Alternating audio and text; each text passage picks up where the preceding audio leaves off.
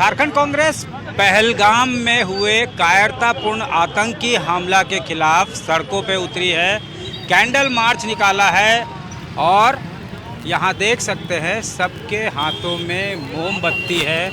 श्रद्धांजलि दी जा रही है जिनकी जान गई है, उनके प्रति संवेदना प्रकट की जा रही है, उनके परिवार के प्रति संवेदना प्रकट की जा रही है। गम और आक्रोश दोनों जो है वो साफ तौर से दिख रहा है। यहाँ पे हर हाथ में कैंडल और तमाम लोग यहाँ पे बिल्कुल जो है मौन होकर, कोई नारे नहीं लगाए जा रहे हैं, यहाँ पहुँचे हैं। हर एक हाथ में आपको कैंडल दिख जाएगा, हर एक हाथ में मोमबत्ती आपको दिख जाएगी। यहाँ आप देख सकते हैं प्रदेश अध्यक्ष के नेतृत्व में कांग्रेस पार्टी यहाँ पे पहुँची है। प्रदेश अध्यक्ष हैं राज्य के वित्त मंत्री राधाकृष्ण किशोर भी पहुंचे हैं इस कैंडल मार्च में शामिल होने के लिए। राधाकृष्ण किशोर से ही पहले बात कर लेते हैं। किशोर जी, हर एक हाथ में कैंडल है, बहुत बड़ी घटना, बहुत बड़ी घटना, पूरा देश शोकाकुल है। जिस तरह पहलगाम में नाम पूछ पूछ के, धर्म पूछ पूछ करके गोली मारी गई है, इसमें भारत सरकार की विफलता दिखाई पड़ती है। श्रीनगर जो आतंकवाद के कब्जे में रहने वाला, वो भारत सरकार अच्छी तरह से जानती थी कि वहाँ गुलमर्ग, पहलगाम में प्रतिदिन हजारों की संख्या में लोग जाते हैं, तब उनकी सुरक्षा की व्यवस्था क्यों नहीं की गई? वैसे चिन्हित जगहों पर जो टूरिस्ट प्लेसेस हैं, वहाँ पर अस्थायी रूप से सुरक्षा की व्यवस्था क्यों नहीं थी? ये भारत सरकार की विफलता है। थोड़ी भी अगर नैतिकता है तो भारत सरकार को इस्तीफा करना चाहिए।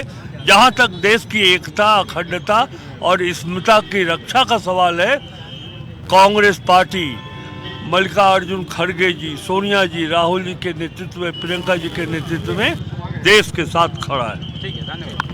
तो राधाकृष्ण किशोर वित्त मंत्री हैं राज्य में। साफ तौर से इनका कहना है कि इस मुश्किल घड़ी में देश एकजुट होकर खड़ा है, एक साथ खड़ा है, लेकिन रिस्पॉन्सिबिलिटी फिक्स होनी चाहिए। कहीं ना कहीं आप देख सकते हैं उनका कहना है कि ये भारत सरकार की विफलता भी है। कांग्रेस सड़कों पे उतरी है, कोई नारेबाजी नहीं, मौन जुलूस जो है वो निकला है। और यहाँ देख सकते हैं हर हाथ में कैंडल और सबके चेहरे पे गम भी है, आक्रोश भी है। गम और आक्रोश दोनों।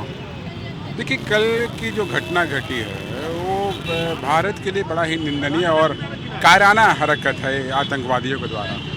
मगर भारत सरकार के साथ पूरी कांग्रेस पार्टी, पूरे देश में, हमारे नेता राहुल जी ने भी कहा है कि इस घटना को अंजाम तक पहुंचाने के लिए जिन्होंने भी किया है, या जिस एजेंसी या जिन ग्रुप से है, या दूसरे कंट्री के लोग पाकिस्तान के हैं, बार बार आते हैं, तो उस पर खुलकर कांग्रेस पार्टी उनके साथ है। मगर इस घटना की जितना निंदा किया जाए वो बड़ा ही दुर्भाग्य। कड़ा एक्शन लेने का समय आ गया। कड़ा एक्शन लेना चाहिए। बहुत ही दर्दनाक, बहुत ही दुखांत घटना है और इस पे सरकार को कड़ी कार्रवाई करनी चाहिए। इसमें किसी तरह की कोई राजनीतिक बात नहीं होनी चाहिए।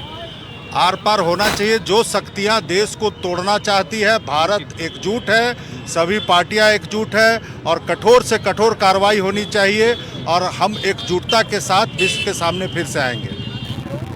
क्या इस बार जो है कह रहे हैं कि रिस्पॉन्सिबिलिटी भी फिक्स होना चाहिए? वित्त मंत्री कहते हैं कि रिस्पॉन्सिबिलिटी फिक्स होना चाहिए। पूरा देश एकजुट है। इस घटना के बाद किसी को संशय नहीं है कि हमारे देश पे जो हमला करेगा, देश के आत्मा पे जो हमला करेगा, उसको निस्ताबूत करना चाहिए। जिम्मेवारी भी तय होनी चाहिए निश्चित रूप से। केंद्र सरकार अपनी जिम्मेदारी से भाग भी नहीं सकती है।